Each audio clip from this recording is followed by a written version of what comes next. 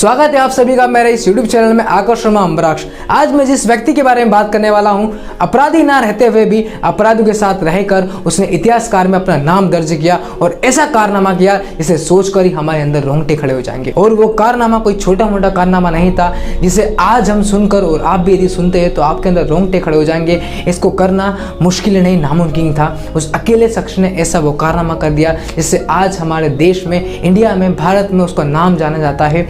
और आज ही हम उस व्यक्ति के बारे में बात करने वाले, तो चलिए जानते हैं इस वीडियो में। हम चलिए जानते हैं उस व्यक्ति के बारे में जिसने भारत की स्ट्रॉन्ग सिक्योरिटी लेस दिल्ली की तिहाड़ जेल से फरार होकर ऐसा कारनामा कर दिया जिससे उन्हें आज लोग अपराधी से सच्चा देशभक्त कहते हैं। फ्रेंड्स, ये बचपन से अपराधी नहीं थे, ये एक सॉफ्टवेयर इंजीनियर हुआ करते थे।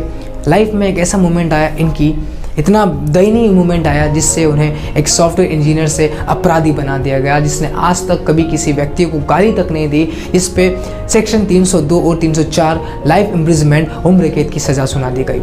फ्रेंड्स, बहुत दुख की बात है, पर फ्रेंड्स ज़िंदगी में मौके सबको मिलते हैं, दोबारा मौके उनको भी मिले थे। उसके बाद उन्होंने ऐसा कारनामा कर दिया जिससे लोग उन्हें आज भी अपराधी के रूप में नहीं बल्कि एक सच्चे देशभक्त के रूप में दिखते हैं।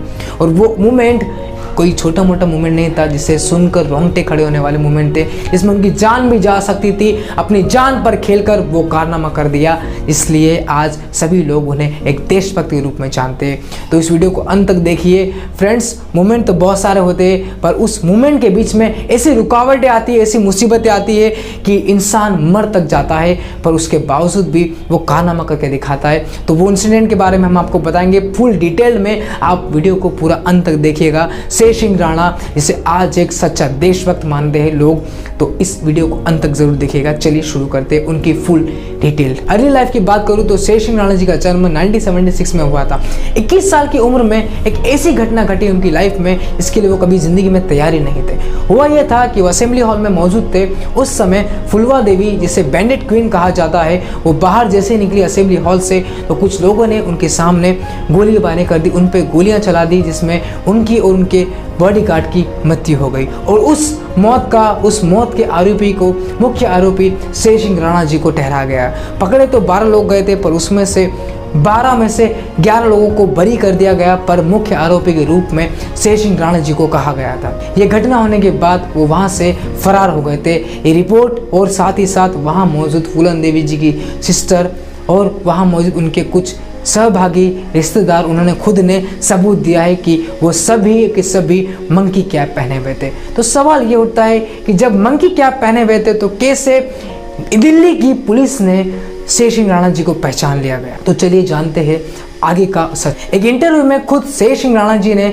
मना किया है कि मैंने फूलन देवी जी की हत्या नहीं की। तो फ्रेंड्स, क्या इनके कहने पर ही हम बात मान ले? अब हम बात करते हैं रिपोर्ट की, उस 100 पेज की रिपोर्ट की, जिसमें पता चला है, और उस समय आडवाणी जी जो होम मिनिस्टर थे इंडिया के, उन्होंने भी खुद ने कहा है और रिपोर्ट में भी कहा गया है कि जब फूलन देवी जी की हत्या हुई थी उस समय 5 लोग मौजूद थे, जिसमें से 2 लोगों ने, एक ने फूलन देवी जी के ऊपर गोली मारी थी और एक ने उनके बॉडीगार्ड के। ये घटना होने के बाद वो वहाँ से फरार हो गए थे। ये रिपोर्ट और साथ ही साथ वहाँ मौजूद फूलन देवी जी की सिस्टर और वहाँ मौजूद उनके कुछ सहभागी रिश्तेदार, उन्होंने खुद ने सबूत दिया है कि वो सभी के सभी मंकी कैप पहने हुए थे। तो सवाल ये उठता है कि जब मंकी कैप पहने हुए थे तो कैसे दिल्ली की पुलिस ने शेर सिंह राणा जी को पहचान लिया गया और उन्हें एक अपराधी घोषित कर दिया? तो चलिए जानते हैं आगे का सच। और आगे शेर सिंह राणा जी कहते हैं कि उस 100 पेज की रिपोर्ट में 2 चीज़ें पहले क्लियर थी, ना उनके ऊपर कोई वेपन्स के चार्जेस लगे थे, ना कोई प्लानिंग में वो इन्वॉल्व थे, फिर भी उन्हें मुख्य आरोपी बना दिया गया। क्यों? क्योंकि इसके पीछे एकमात्र कारण था दिल्ली पुलिस पर सबसे बड़ा पॉलिटिकल प्रेशर। क्योंकि महान व्यक्ति फुलवा देवी की हत्या हुई थी और इस रिपोर्ट में किसी न किसी को तो अपराधी घोषित करना था, क्योंकि हम भी नहीं जानते कि अपराधी कौन थे, क्योंकि वो खुद मंकी कैप पहने हुए थे। या हो सकता है अपराधियों को छुपाया जा रहा था या अपराधी नहीं मिल पा रहे थे और फाइनली लोगों के सामने एक अपराधी तो साबित करना ही था। इसलिए फाइनली दिल्ली पुलिस ने अपने प्रेशर को रिलीज करने के लिए हमारे शेर सिंह राणा जी को अपराधी घोषित कर दिया गया। उसके बाद ही वो बने हैं एक सॉफ्टवेयर इंजीनियर से एक अपराधी। उसके बाद उन्हें भेज दिया गया था तिहाड़ जेल पर। फ्रेंड्स, इंसिडेंट यहाँ तक खत्म नहीं होता है। तिहाड़ जेल जाने के बावजूद भी उनकी लाइफ में ऐसा मोमेंट आया, कहते हैं ना फ्रेंड्स कि सभी को दूसरे मौके ज़रूर मिलते हैं अपने आप को साबित करने के लिए। अपराधी ना होते हुए भी उन्होंने वो कारनामा कर दिया, इससे आज लोग उन्हें अपराधी के रूप में नहीं बल्कि एक सच्चे देशभक्त के रूप में जानते हैं। फुल डिटेल में कि कैसे उन्होंने वो कारनामा कर दिया और वो कारनामा क्या है वो हम जानेंगे हमारे नेक्स्ट पार्ट में। वीडियो ज़्यादा बड़ी ना हो जाए इसलिए हम वीडियो को यहीं पर समाप्त करते हैं और आई होप आपको वीडियो अच्छी लगी होगी। तो इस वीडियो को लाइक करना मत भूलिएगा, सब्सक्राइब करना मत भूलिएगा, दूसरे पार्ट के लिए रेडी रहिएगा। Thank you so much for watching this video.